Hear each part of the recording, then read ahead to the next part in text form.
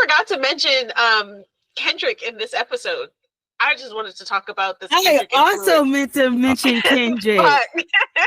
Damn. Yes. Because the way that like SZA just dropped into my head, then Euphoria came up, and I was just like, oh, so this is the impact. That's. I just needed to say that out loud.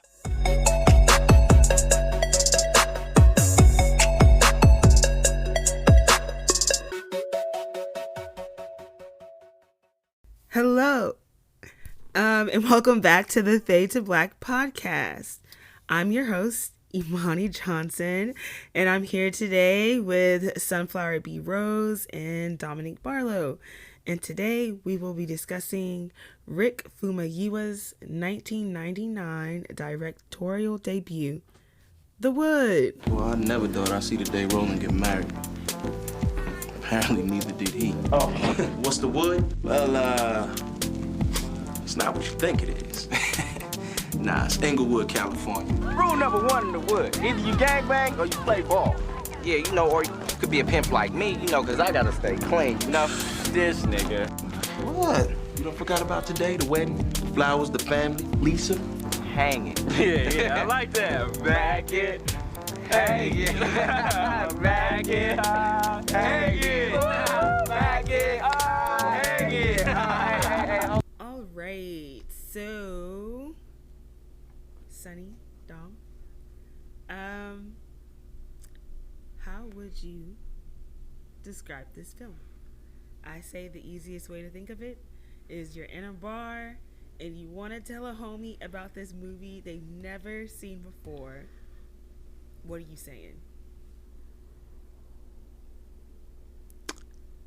The way I would describe this film to a homie in a bar is, okay, it's like coming of age, but in Inglewood, and heavy emphasis on wood in coming of age. But also like through the lens of like this friend group in the future, and their homie is about to get married and he's like having second thoughts, and so they going through like flashbacks, just thinking about their relationships and how they got here, as they try to wrangle him back together. That's what I got. Yeah, I like that. I think that I would describe it as like a black rom-com coming of age story, where we're following two different kind of paths to, like, I don't know, a relationship, I suppose. Yeah, I don't know. I think it's just a good black rom-com where you're following these friends as they grow up and navigate through the ways of talking to women. Mm-hmm. And all the ways of like, this is yes, this is no. You know, let's not look at them as digits. Let's look at them as like people. You know, maybe let's not take that bet. You know, if you know, at the end of the day, it's just like, yeah, no, let's just not take that bet.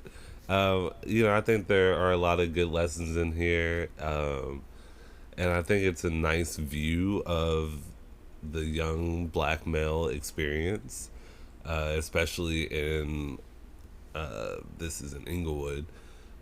So in this area, we usually get a very gang aspect of it. And even the gang moment in it, it's like, it didn't escalate to some wild shit. It was just like, hey, dog, you punched the fuck out of me, and then I came back and whooped your ass. Sorry, I lost my cool, but you cool too. And like, even like homeboy said, like, you live to walk away another day, you know. Yeah, so I thought it was a very nice view on the young black male. Even growing up, and you know, we make it to the wedding. That was also a great view. Him doing his thing and homegirl doing her thing. But yeah, sorry if I went too far. You're fine. You're good. This is Rick's directorial debut. So this is his first film. He co-wrote it with Todd Boyd, who was his professor at USC. So this was kind of like a final project. He had a short film like go to Sundance, and then he wrapped up writing the script at Sundance, and soon, not too long after, got it made. But he is semi-autobiographical in the sense of like he also grew up in Inglewood, and he had made the comment of like at this time, the only time you were seeing like his neighborhood like on the screen, it was depicting it in this very negative way.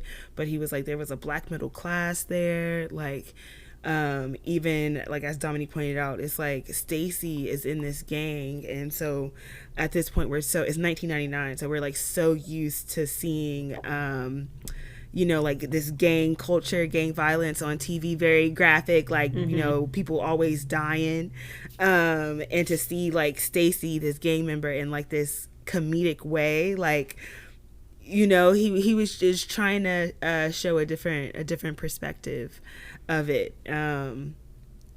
So I guess like, why do you think or not think that this film is important to Black cinema? Like, what are some of your first impressions? Kind of got into that a little bit, but I think that, well, we were just listening to the Fade to Black episode on Dope, and seeing as that is a movie later on in his career, and this being his first, seeing the times that they came out, it speaks like volumes as to how he's pretty far removed to what he used to know, and what he thinks the youth is. And then this one is like, no, this is like head on. You really brought me into your world. This seems very authentic. You're not really overselling this outcast character that much. It's like, I'm from North Carolina, and like, here's this and this that you can see about it. It's not overselling it, and we see him grow up and like come into this mold of friendship and really learn about the neighborhood and their culture in very many ways. Not really in traumatic ways that we get a lot these days, and even back then we got a lot of it. So yeah, like Imani was just saying, like, it was handled very differently, and that was his intent. So shout out to him. Yeah, shout out Rick. I guess yes, and the only things I would want to add is it feels like sex education from like folks in this specific point of view, like even thinking about or at this age, them in like this convenience store, and they're like, okay, so the Tic Tacs will get you into this position and gum is going to get you here. But yet nobody has talked about how to use a condom, but I can identify where to get one, or that you should have one on you for some reason or at some point. And thinking about, I don't know, I'm just like my whole sex education class was trying to talk about how we should also just learn about consent and building relationships in general, and like what it means to like hold yourself as a person of value for yourself, and what that exchange could be to others. So even thinking about Dude's relationship with his mom and how kind and friendly she is, and just noticing like, oh, you are clearly exploring something and I shouldn't try to shame that, but allow you to explore all of these feelings. I don't know, it seems like we start off thinking that this is going to be about the neighborhood because they say like the wood is Inglewood, but then I'm just getting a lot of puberty insights, and so I'm like, it's more dick jokes than I was anticipating. But at the same time, I guess I kind of also expected, because it's called The Wood. So it's like, it even opens it up being like, hey, it's not what you think, but also, hey. Coming out with big jokes like from the beginning, but also this is his first film, so it's like that. Yeah, he's young. Like Rick at this point is a young man, and it's the 90s as well. It's 1999. dick jokes are in. Insightful for me, you know? Yeah, I was just like, for 1999, this is great. This is some great stuff here, you know. On the other side of this coin, you know, you have Boys in the Hood or Menace to Society, where it's like, whew. Or, you know, a couple of years later, we get, you know, don't get South Central. Don't get caught drinking your juice in the South Central. And it's like, all these are very different views, but this one does handle with care just the lighter view of it. Yeah. So, like, comparing, this is his first, but comparing it to, like, our 2 other episodes where we talked about Dope and Brown Sugar, how do you think this one compares? I don't know, to the 2. Yeah, Sunny? I thought it was interesting to think about Dope after this, because I'm like, oh, Dope now feels like Rick kind of like stepping back into this story, but if things actually went wrong at so many different points, because in the Wood, it feels like as soon as they're about to go from the dance to the convenience store, I'm like, okay, this is about to be where like all of their lives fall apart. I'm like, this is where it takes over. Someone's going to die. Yes. They come in robbing, just again asking for condoms and blunts, and they're like, "Oh, these are kids."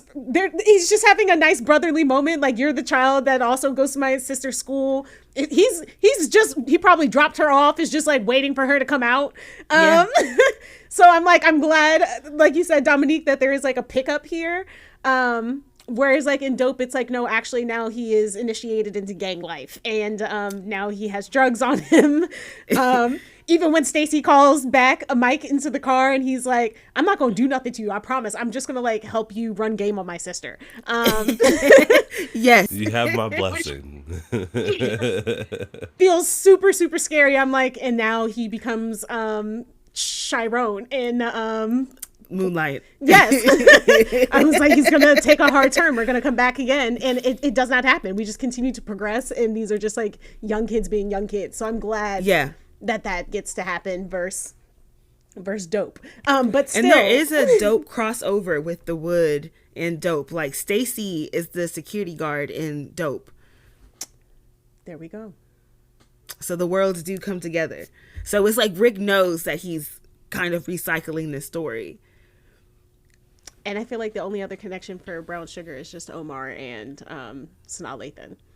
Tay Diggs and Sanaa Lathan. Lord have mercy. No, I said the same thing earlier. I was like, because that's the thing too. It's like this time period in like Black films. It's like, Sanaa and Tay are in this many movies together. Omar and Sanaa, Nia Long, Sanaa. It's like, because I was also thinking about like Best Man. I was like, exactly. So this is how we get there. And like The Best Man, and the thing is too, it's like this movie came out like July of 1999. The Best Man came out in October of 1999 and was written and directed by Malcolm Lee, the cousin of Spike Lee. And so it's just very interesting because it is like the movies are not exact, like they're not. But they're very similar, and you are damn near recycle the cast. And they're both like these 2 movies that take place on wedding days and have like flashbacks to the past. I think their flashbacks are more into like their college days and not their teenage years. But isn't Homie a writer as well? Huh? Isn't Homie a writer?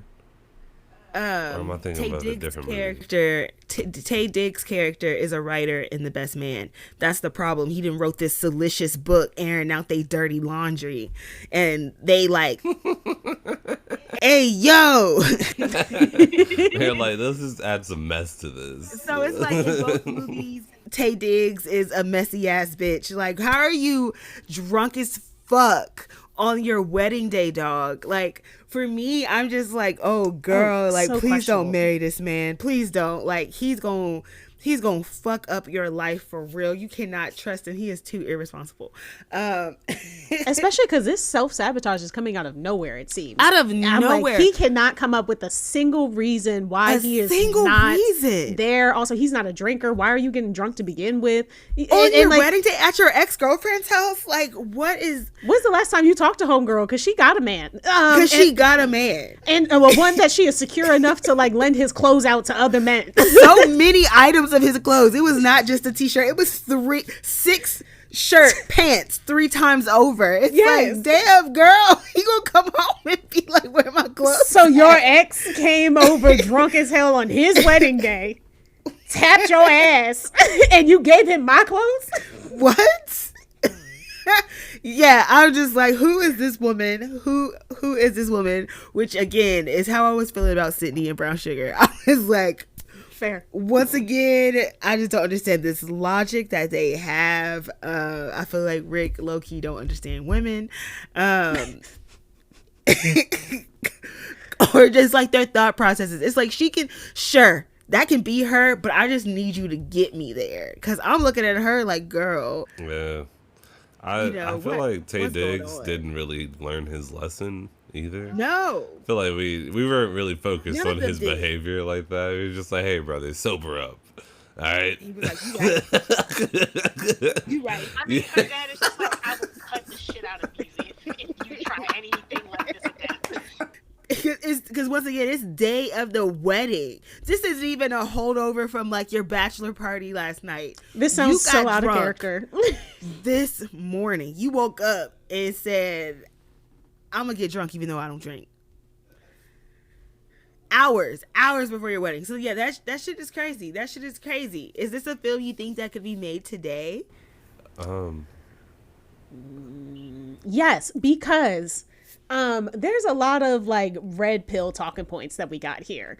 I would want it without the red pill. I'm like, we need to make corrections to the shortcomings of this movie. And that's why we should remake it. Because when these little boys are like, why do women have all this power in how they have sex? Like, it's not fair.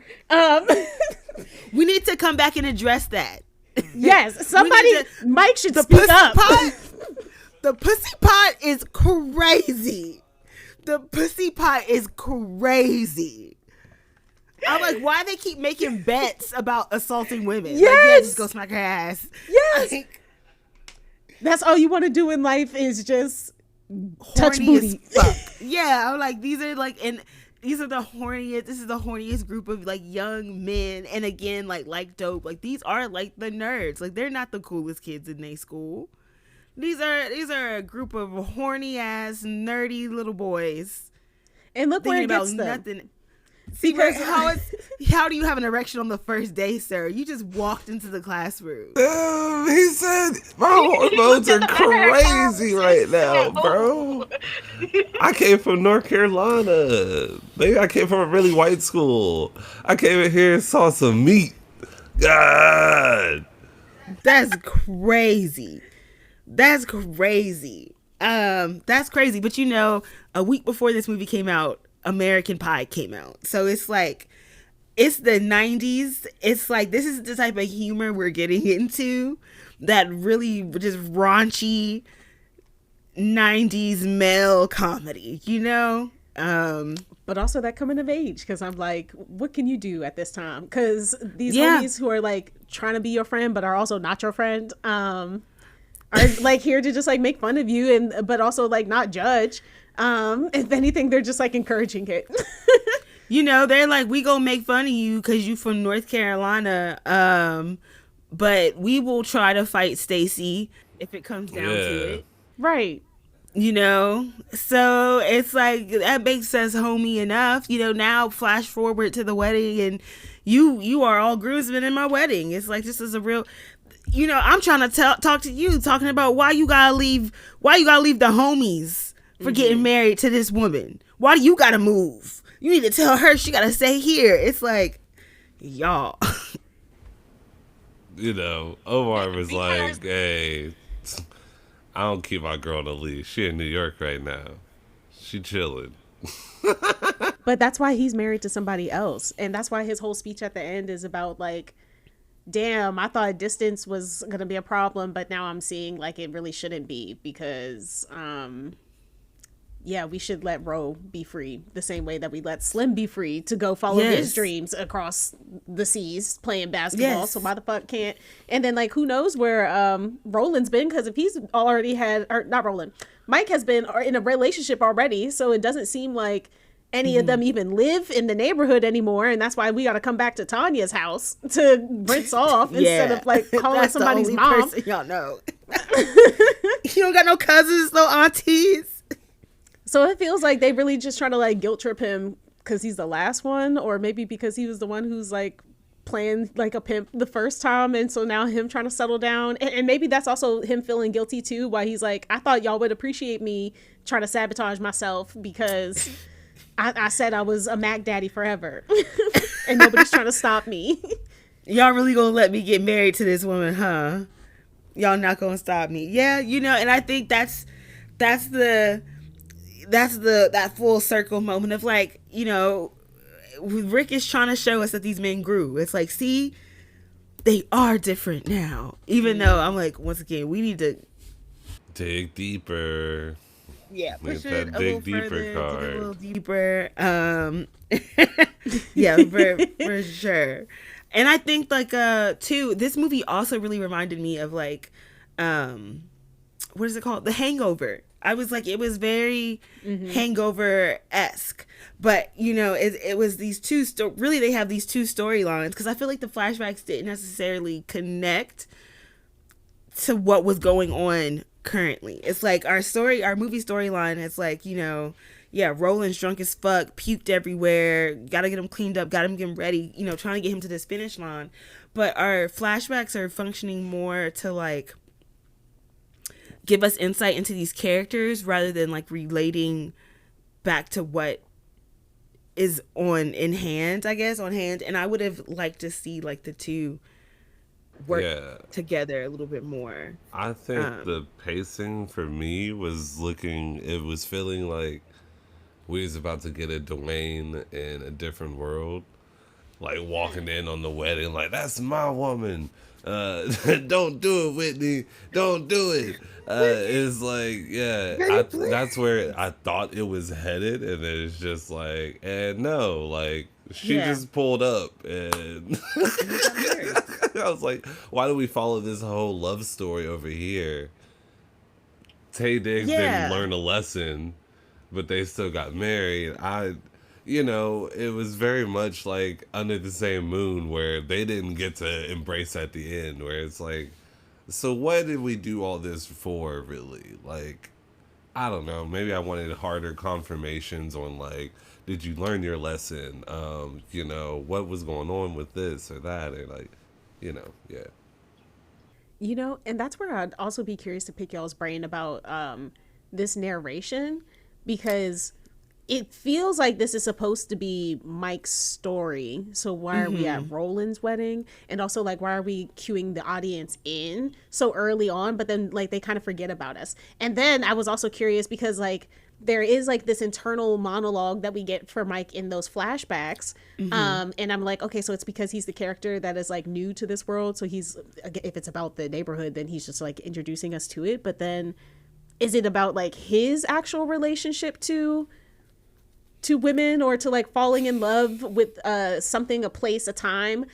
Because I'm like, then he kind of like keys into the audience after he wins at the end of the dance, and like Stacey gives him the wink. That's the first time he winks at the audience. And so I'm like, okay, so it starts here. We're like, still this is here. Clearly where it like clicks in that he has like broken into some sort of like fourth wall world. But I'm like, but then he lets go of Alicia at some point, and they come together at Rick's wedding. So I'm like, we're ending on their conversation more so than him. And again, he is even the one that talked to Lisa and was like, I'm sorry, your man is not here, but also like, you don't really want him here, so we'll be the ones to do all the talking for you. But really, this is a talk for me about why I should have kept my woman, and here she is, but my actual woman is also here, and it's not, I can't tell if he's gonna leave her or not, but I'm just like, Hold it on, seems like he learned a lesson and he's regretting it. I don't know. I missed that. His actual woman was at the wedding? Yes. Oh. He like hugs her, kisses her, and then I thought that was like flash his to mama her. or something. Like, because they didn't kiss on the lips, he kissed her on both sides. It was like the black woman with the orange like hat. Yeah, he like kissed her on both sides, and then like, yeah. So I thought that him and Sanaa were together, and like he's just like, yeah, you know, you like, hey, can I have this dance? You know, like I thought they were playing. Was that not going on? I guess it wasn't that clear because I thought that that's what was going on. No. I thought he was supposed to be like the level-headed friend that was like, yeah, and then I got her and like never looked back. Because he was like, yeah, but me, I was in love on the first day. And then like we see them having a dance together and it's like, well, clearly they're still together, I guess. Oh, it seemed to me like they were just friends. Yeah, they're not together. Like, she just came in town for this wedding. Old friend's wedding. Yeah. And he's like, so your old friend is rolling? But and she's like, no. I thought it was like a sarcastic little play.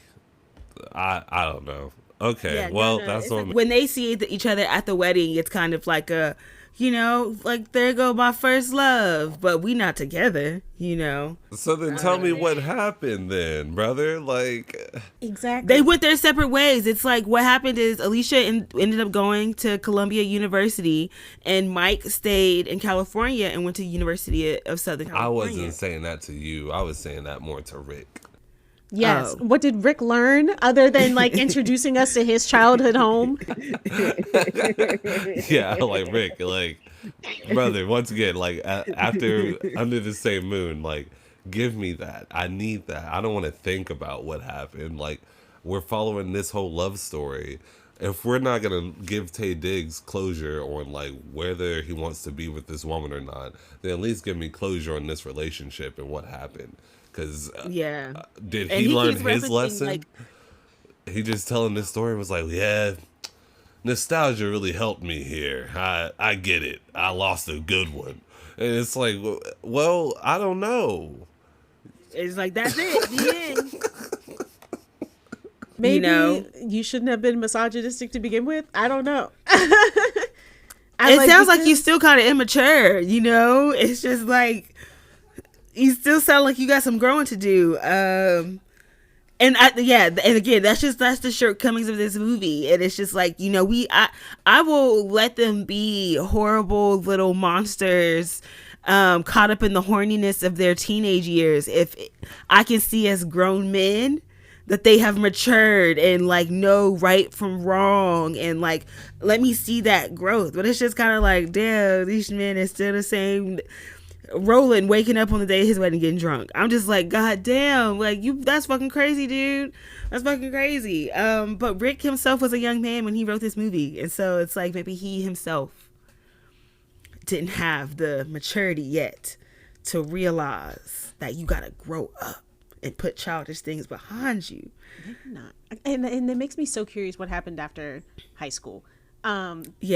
Because we do just take a jump and they just kind of leave it at the bed. The bed is kind of like our last flashback. So I'm just like, okay, so dude loses his virginity and then what? Like, how do we get to you and Alicia not being together? That's what I'm saying. He just seemed like such a faithful man. That was it. So, but also, like, his whole mission was get a woman, but also only this one woman. So I can imagine that, like, if they went to separate schools, it was probably a conversation of like, so we going to the same place, we coming back together, and he's like, I would never chase a woman, as Slim has proclaimed he would never chase a woman, and now we making fun of Roland because he's leaving to go be with his woman. There's a message somewhere in this movie. They all trying to play big macho, and you should all actually be in touch with your feelings and pursue your own dreams. You know, that's where it was heading. That's where it wants to be. Yeah, it was wanting to be that. And I think for sure it is on some level getting that across. You know, the ones who are somewhere in that realm, this is probably the only movie that they watched in the black field that was like, hey, I see me somewhere in here. Mm-hmm. I don't know. It's speaking to people still. Like, it's when you look up like movies, like top black movies about like black masculinity, this is on the list every single time. Every single people are like, no, this is great. It's about the homies. It's about growing up with the homies. You know, it's not a movie about falling out with the homies. It's like we all got each other's backs. And we are all a girl. We remember them high school times when you used to make bets to slap girls' asses in the middle of school. Remember that? Ha ha ha. I was also the one who punched somebody in the face when they did it. Mm-hmm. So yeah, I'm gonna get my gang banging big brother to beat your ass for sure. Shout out to Alicia. She did know some boundaries. So I'm out of here. I'm going to New York, nigga. You broke. I'm not staying here in the wood with you. Can I give y'all a fun fact that I discovered about this film? Baby Alicia is older than most of the cast in this film. That's wild. Including like her older counterpart, Sanaa Lathan. She is technically older than her by like a year in real life, but also like she's like 9 years older than young Mike. Damn. That's wild. She's one of those. It just... Forever young. Mm-hmm. Damn, that's wild. Now, mind you, I think she was like 29, 30, but that means everybody else was like 20. Damn, that's crazy. You know, shout out to you, girl. How do you think this film compares to other coming of age films? Could you throw a couple at me? I want to say Big Mouth is what I've been thinking about, honestly. You said Big Mouth? I've been thinking about Big Mouth when thinking about this film. Because I'm just like, I feel like that's a debate of like, this feels like adult humor, but also like realistic for what kids are talking about. And so that's hormones are raging. Yeah. So I'm like, that's what this feels like. I'm like the disrespect of women, but also like in blind pursuits for passion. Yeah. Imani brought up that it reminded her of Superbad, and I thought that was a really good... Yes. Superbad. Good one. Yeah. Yes. Good reference point. So it's like that kind of coming of age movie. It's like that, you know, it came out at the same time as like American Pie, but yeah, like a Superbad. I don't know. American Pie is way too horny for me. I've never really enjoyed those. I was like, I'm like, this is nonsense, y'all. Okay, I understand that's what it's made for, but this is a line crossed too far for me. You know, maybe a little Moonlight, but like a lot more lighthearted. Moonlight? Yeah. You're right. If they was talking about the feelings that they was feeling. Yeah. I feel like it just falls short in most ways with writing. It's like you're just not that good a writer, or, you know, the writing is just not there for me. In which one? Not Moonlight. I'm talking about like The Wood. You know, this was his first movie. Yeah. Once again, I was like, I understand it. Yeah. So it's just like, yeah. Yeah, it definitely feels like there's not a real plot. It's just a slice of life. But also I associate that with coming of age sometimes. I'm like, this just kids being kids, and somebody needs to relate to that and be like, I remember. Yeah. I mean, you know, I just think that it should definitely move a little bit. Like, have you watched Forever yet? No, not yet. Okay, well, not to get into it, but it's just like in Forever, like we're seeing that awkwardness of your teenage years, but we also see it's like that these teenagers are not like they're growing, they're learning from these moments, you know what I mean? So they're allowed to be a little bit more clumsy, they're allowed to say the wrong thing, or they're allowed to be like really selfish in this moment, because we are actually like seeing them grow up and seeing them like figure out and move through this relationship. And so I feel like that is what I want out of that. It's like, fine, like it's the day of the wedding and this dude is crashing the fuck out, sure, and we're flashing back to like these incredibly horny times in your younger years, but it's like, let me see you, like, where's your parents, where's your daddy, like sitting you down and talking to you about this, like where's your mama, like, you know, it's just like, where's the lesson, like where are they maturing, so that when I am flashing back to this present day wedding, even though I still don't understand this crash out, like let me see that like these characters have grown. Like it would be funny if like Slim now was like this huge family man, you know, after we saw how he was when he was a kid, but it just feels like a movie caught up so much in like nostalgia. It's like you're not really talking about like what happened. Like dude trying to get that condom when Mike has to go get that condom out of Stacy's drawer, and like, you know, he's pulling out the Magnum just like wide-eyed, like, oh my goodness. It's like that's funny, but then like he doesn't have the condom breaks or whatever, and they're just like, oh well, that's it. Like I'm just like, we're not gonna talk about that. That was crazy. I was like, because once again, it's like, what happened to Alicia? Like, did Alicia get pregnant? Did Alicia have to move away? But it's just like, just caught up in like the nostalgia and like, oh, you remember when this thing happened? You remember when this thing happened? You remember when this thing happened? But we're not actually like processing it, like talking about what happened, you know? I feel like the results of the stories also don't really give the answers, like the experience from the stories don't help move this story forward. The flashbacks are not supporting, once again, why Taye Diggs is crashing out. It's not supporting any of that at all. It's just random stories, and they're like, yeah, I'll never know how you got her number. That's crazy. It's like, what? We just talking about their love story all day, while this man is just drunk as hell.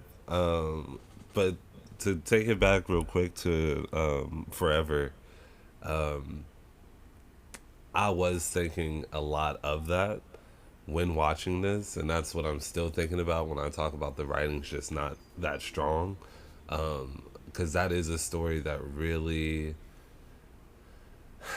it really just details this young love to a T, to a really detailed. It sets up a wonderful picture of this experience that they both go through. And you're just watching like a year and a half or something of this relationship. And yeah, it's handled really well.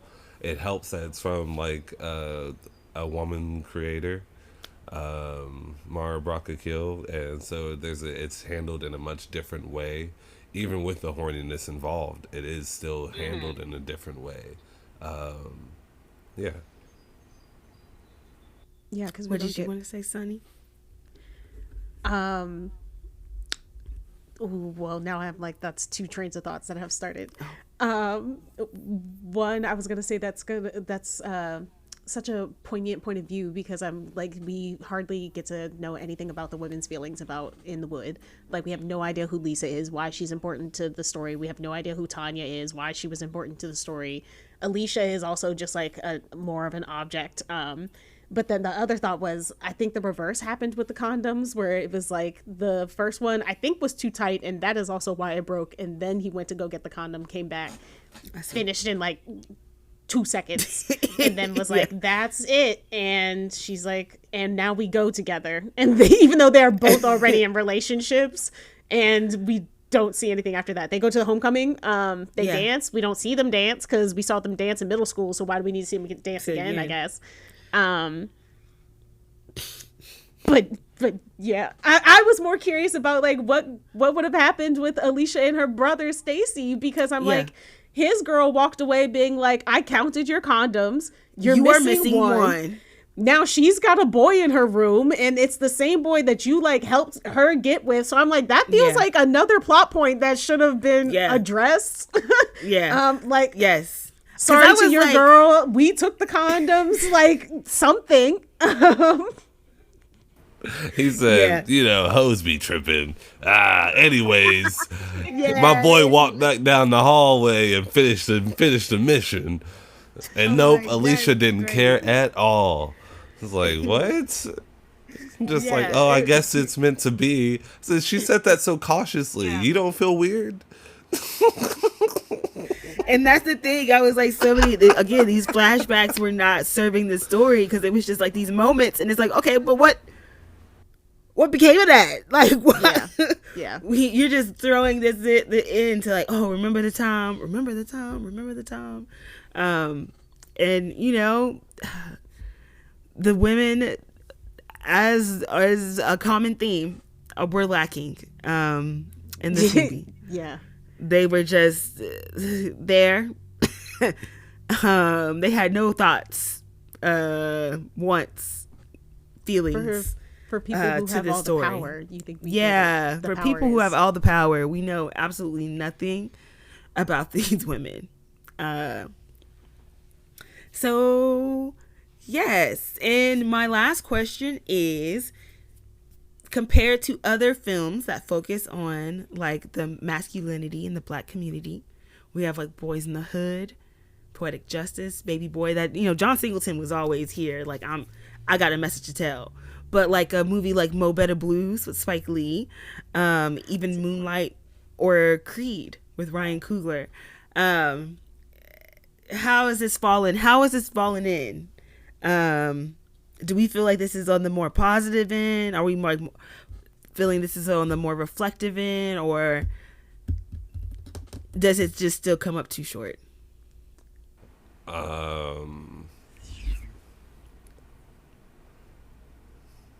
Like where to rank it?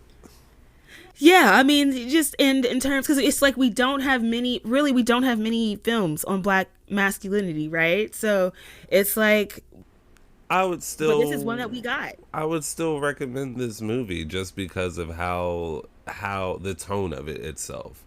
I'm like, you know, it's not, it has its problems, but please, you know, talk about the problems. Yes, we can talk about the problems, address them, and keep it moving. Just because, like, once again, everybody's not John Singleton. Mm-hmm. Everybody can't tell these stories that he was telling about these neighborhoods. Every man is not Spike Lee. Every man is not Tyler Perry. These are all very different pens that you can see, and I still think, like you said, it's the directorial debut, fresh out of school with the professor. You know, watch it with caution. That's it. Watch it knowing it was made in the 90s. Watch it knowing it was made in the 90s. Understand the society of the 90s, you know? Don't see a dick joke and be like, oh, that's just terrible. It's like, yeah, well, like you said, American Pie came out around this time too. So this is the times that we're in, and people loved that shit back then. Not into it now, so you ain't really gotta watch it. But I say, hey, watch it with the same grain of salt like you would soul food. It's like, oh hell, that thought just left. Sorry. I'm sorry. No, it's me. It was truly, I just set myself up and then the words literally just disappeared. Well, I mean, this movie was successful. You know, it cost $6 million to make, and it made $25 million at the box office. So, I mean, that's a pretty successful movie. I'm like, people showed up for it. Again, so many of these actors are later just recycled into other Black rom-com movies. So it's like the people wanted it, the people got it, you know? It had a very successful soundtrack. Like the Wood soundtrack was number 2 on the R&B hip hop albums, you know. So, word to Melvin Van Peebles. That method MVP, of promotion. MVP. MVP. And you know, it hit top 20 in the Billboard 200. So I'm like, people were listening to it, people were here for it. It was still very popular. And even then, like, they were going to turn the show into a TV adaptation for Showtime. They were going to make it a TV show. And the plans were later shelved, but you know, I mean, there was still some interest. And like, if it were a TV show, I feel like we could really dig into those moments of boy adolescence and really figuring this shit out and learning lessons and growing from it. It reminds me a lot of the Wonder Years reboot and how it was dissecting these random moments. I was like, that, like, if it was going to be a show, that I would prefer it to be a show rather than a movie, because I'm like, it just seems like you have a lot of stories you want to tell, and you do tell these stories well. It's just not supporting the full story that you want to tell. Like, yeah, I don't know. But yeah, I'd have to watch a movie like Now and Then. Have y'all ever seen that movie? No. Oh, all right. We had it on VHS when we were young, and I watched it a couple times. I didn't really understand it. There's some like Rosie O'Donnell's in it, but and some other women. But it follows a group of women who were their kids, and they had a friend. They were a friend group. Then they grow up, and they tell the story through flashbacks, just like this. And they also came out in the 90s. So I don't know if that's like a popular way of storytelling, but I'd give it a watch again just to see how they told the story and if their flashbacks really do help with the actual storytelling that they're telling in the present timeline. It came out in 1995, so I mean, there's a good chance that Rick Famuyiwa, you know, was like, but me and the homies. I want this, but me and the homies. You know, and I just want to see if maybe they executed it better in that way or not. But I think that trying to turn this format into a movie is just kind of hard. But you know, when you're trying to tell a story in the present day, when it's like, I just have a collection of good stories, but maybe we can try and tie it into like a different story. But yeah, I still enjoyed it. I don't also think it's like detrimental to children if they were to catch this. Like, you know, some movies is like, Talk to them about it, though. Yeah, don't go grabbing people's asses. The pussy pop is crazy behavior. Yeah, it's like I told Imani I loved like 500 Days of Summer, and it's like then I learned like all the problems with it. It's like, oh, well, I don't care for this movie anymore. It's like I watched it way too young, and it didn't really hurt me in any ways, but there's somebody out there it could have. What were you gonna say, Sonny? Sorry.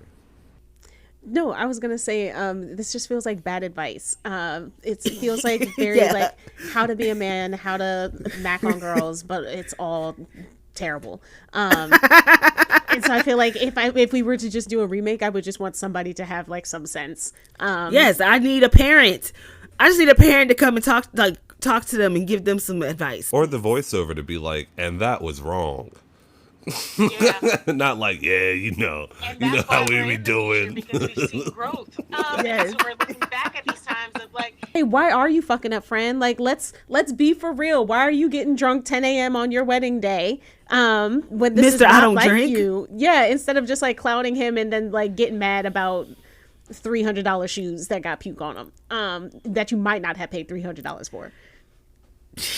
So also I'm like, yeah, comparing this to other films of this time, it does feel like it just matches up with what's there. So it feels like what we're craving is just like the new thing, like what could be our a little bit of nuisance. Yes. yeah. But like, you know, again, for his first movie, I think this movie had some quotables. I mean, there were so many lines. I was like, tee-hee, that's funny. Yes. You know, macking and hanging. I was like, that's all y'all do.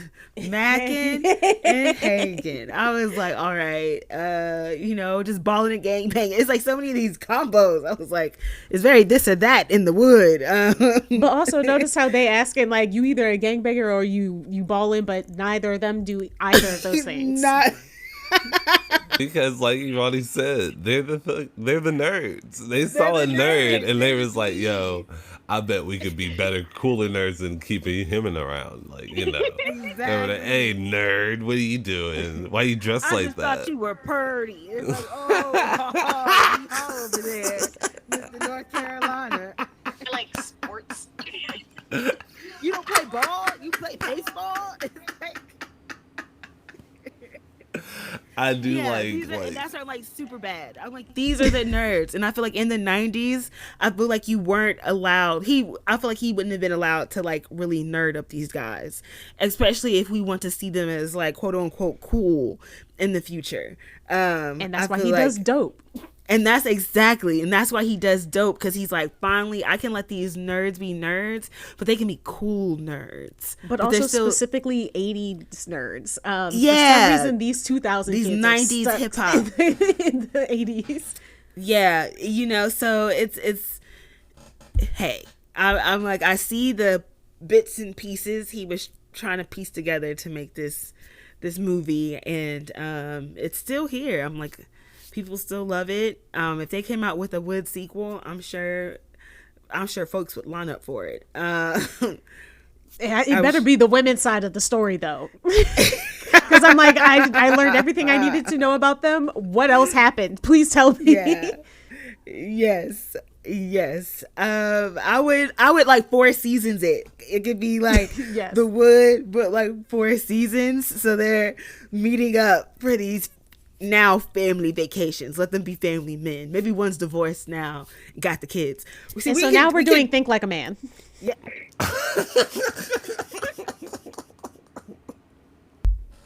Yeah. Where they're still just taking bong rips in Vegas together. Like, hey, bro, it's cool. Like, I know you try to have kids, but like, what's life really? Yeah. So there we go. Thank you guys for watching this movie with me. Yeah, thank you. Dominique, do you want to tell the people where they can find you, what you're about? You got anything going on? How you feeling? What's going on? You know, I just stepped into 31. I'm chilling. I'm working on a comic. Everybody hates the Jamisons.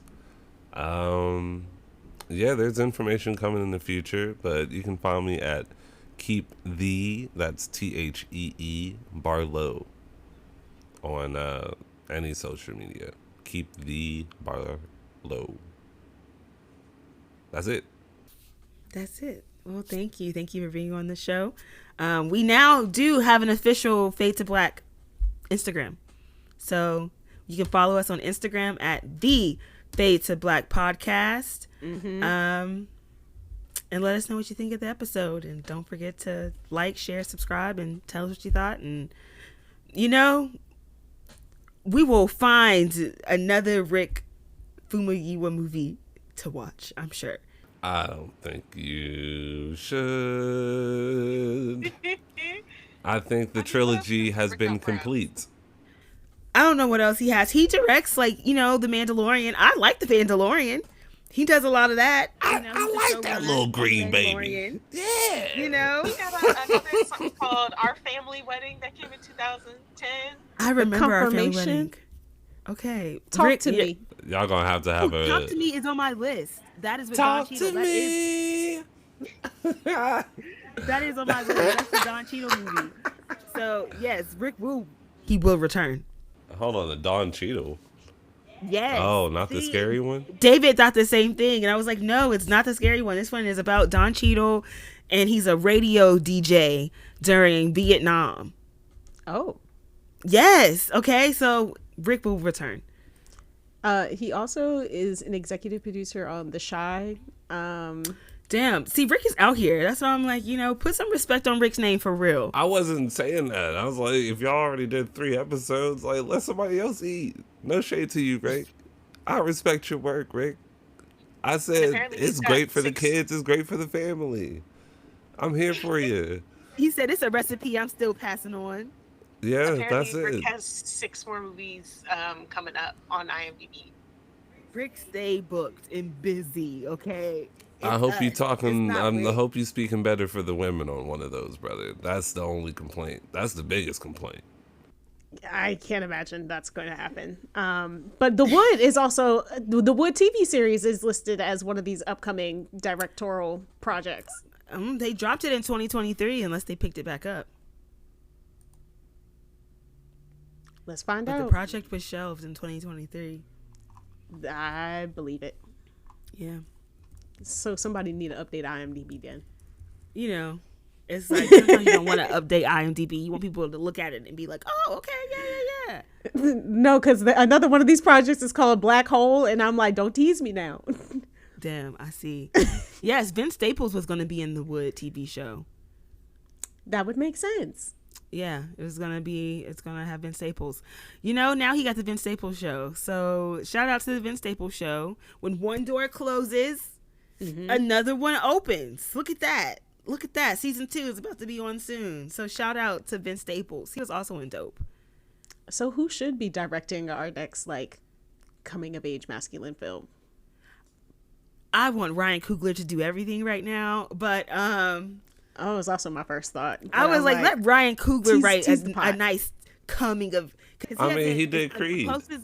That's us. Like the closest coming of age we've gotten was Creed, but Michael B. Jordan was already a grown man. I'm like, give us teenage, like coming to age.